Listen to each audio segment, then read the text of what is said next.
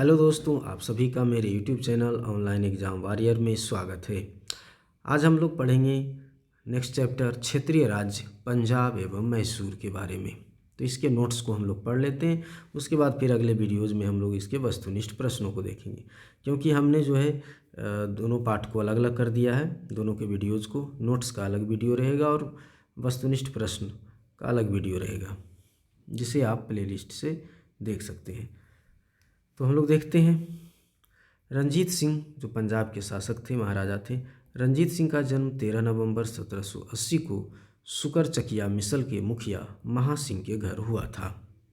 महाराजा रंजीत सिंह और अंग्रेज़ों के बीच 25 अप्रैल 1809 को अमृतसर की संधि हुई। उसने अर्थात रंजीत सिंह ने 1818 ईस्वी में मुल्तान को, 1819 ईस्वी में कश्मीर को और 1834 ईस्वी में पेशावर को जीत लिया। 1798 ईस्वी में अफ़गानिस्तान के शासक जमान शाह ने पंजाब पर आक्रमण किया। वापस जाते समय जमान शाह की तोपें चिनाब नदी में गिर गई। रंजीत सिंह ने क्या किया कि उन तोपों को जो है निकलवा कर वापस भिजवा दिया। इससे जमान शाह खुश हुआ। उस सेवा के बदले जमान शाह ने उसे लाहौर पर अधिकार करने की अनुमति दे दी और इस तरह से रंजीत सिंह ने 1799 ईस्वी में लाहौर पर अधिकार कर लिया और उसे अपनी राजनीतिक राजधानी बनाया। क्योंकि इनकी दो राजधानियाँ थी, लाहौर इनकी राजनीतिक राजधानी थी और अमृतसर धार्मिक राजधानी थी। जमान शाह ने महाराजा रंजीत सिंह को राजा की उपाधि दी और लाहौर का अपना सूबेदार मान लिया। फिर रंजीत सिंह ने 1805 ईस्वी में अमृतसर को भी भंगी मिसल से छीन लिया और इस तरह से अमृतसर पर भी इनका अधिकार हो गया। तत्पश्चात पंजाब की राजनीतिक राजधानी लाहौर और धार्मिक राजधानी अमृतसर दोनों ही उसके अधीन आ गई।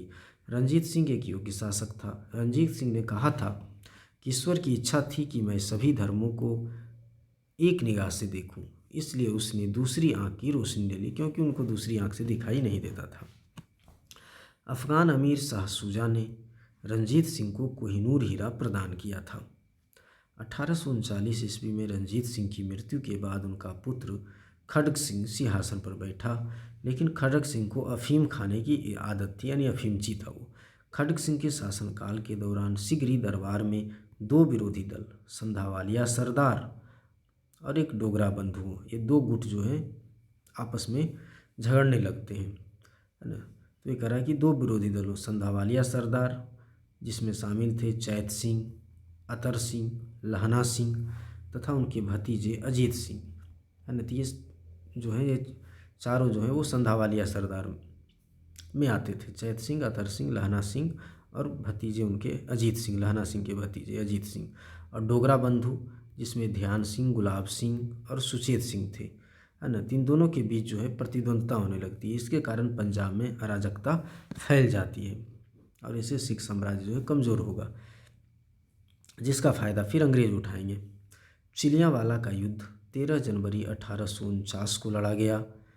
चिलियांवाला के युद्ध में अंग्रेजी सेना का नेतृत्व लॉर्ड गफ ने किया, वहीं सिख सेना जो है शेर सिंह के नेतृत्व में लड़ी, लेकिन यह युद्ध अनिर्णित समाप्त हुआ। इस युद्ध के समय भारत का गवर्नर जनरल लॉर्ड डलहौजी था। नेक्स्ट, महाराजा दलीप सिंह सिख साम्राज्य के अंतिम शासक थे।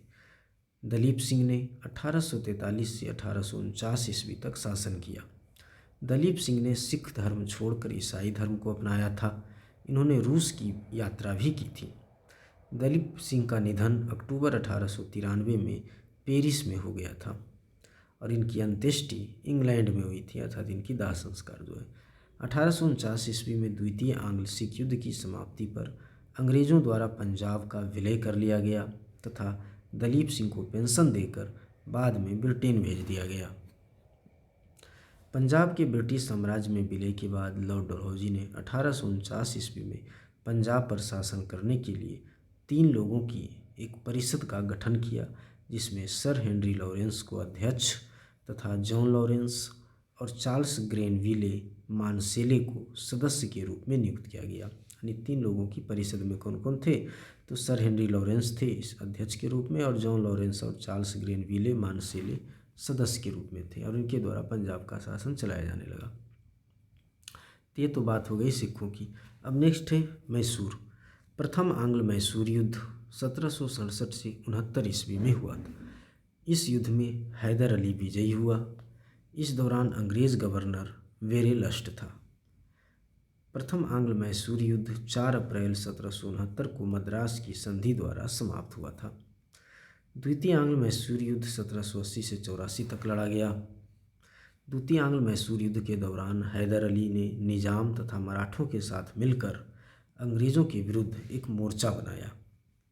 जुलाई 1780 में हैदर अली ने कर्नाटक पर आक्रमण कर दिया तथा कर्नल बेली के अधीन अंग्रेजी सेना को हराकर अरकाट पर अधिकार कर लिया। इसी दौरान टीपू ने हेक्टर मुनरो की सेना को पुल्लीलूर नामक स्थान पर हरा दिया। 1781 ईस्वी में हैदर अली का सामना अंग्रेज जनरल आयरकूट से हुआ, जिसने पोर्टो नोवा के युद्ध में, जो 1 जुलाई 1781 को हुआ था, यह पोर्टो नोवा का युद्ध है ना। तो इस पोर्टो नोवा, पुल्लीलूर तथा सोलिंगूर में हैदर अली को परास्त किया है ना। तो अंग्रेज जनरल आयरकूट जो है हैदर अली को पोर्टो नोवा, पुल्लीलूर तथा सोलिंगूर में हैदर अली को परास्त किया। दिसंबर 1782 में हैदर अली की मृत्यु हो जाती है। उसके बाद टीपू सुल्तान अंग्रेज़ों के विरुद्ध संघर्ष जारी रखता है और अंततः जो है ये द्वितीय आंग्ल मैसूर युद्ध मंगलौर की संधि से समाप्त हो जाती है 1784 ईस्वी में। टीपू सुल्तान ने श्रीरंगपट्टनम को अपनी राजधानी बनाया एवं यहाँ जैकोबिन क्लब की स्थापना की। ये जैकोबिन क्लब जो था वो फ्रांसीसी क्लब था। तो उसी क्योंकि फ्रांसीसी क्रांति से टीपू प्रेरित था और उसका यह सदस्य भी बनता है इस जैकोबिन क्लब का।